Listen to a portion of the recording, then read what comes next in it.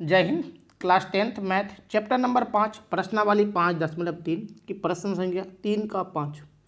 इस बार मेरे पास क्या दिया है, डी बराबर 5, S9 बराबर कितना दिया 75, S9 बोलेंगे है कि नहीं।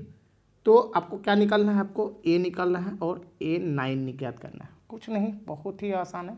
चलिए हल कर लेते हैं। डी कितना दिया है 5, S9 दिया है आपको पास 75, ए और ए एन ज्ञात करना है। तो चलिए पहले हम लोग S9 से ही याद करते हैं। S9 तो हम लोग SN बराबर लिखेंगे n/2 2a plus n-1 into D. ये जो 9 जो है ना, ये मेरा n है कि नहीं। तो S9 बराबर 9/2 है कि नहीं, 2a। तो a का मान तो पता नहीं, 2a प्लस n कितना है बाबू, n है आपके पास 9, तो 9 - 1। d कितना है आपके पास 5। चलिए अब यहाँ पर लिख देते हैं S9 का मान कितना है 75। तो यहाँ लिखेंगे हम लोग 75 = 9/2 2a प्लस 9 से 1 घटेगा 8, 8 × 5 = 40। चलिए अब यहाँ पर एक काम कीजिए, इस दो जो है ना, इस दो को काटिए, ये दोनों कट जाएगा। तो हम लोग लिखेंगे 75 = 9, ये काटेंगे ना तो ए हो जाएगा, ये दो इसको भी काट देगा, क्योंकि चाहे तो दो को कॉमन भी ले सकते हैं, लेंगे तो ए प्लस यहाँ 20 हो जाएगा। तो हम वैसे भी काट के 20 ही लिख देते हैं।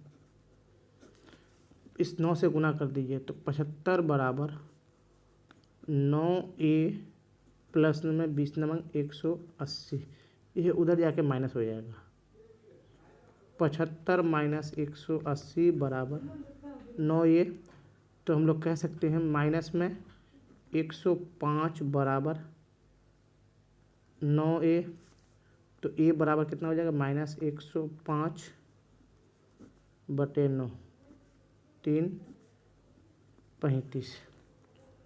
तो हम लोग कहेंगे a बराबर -35/3।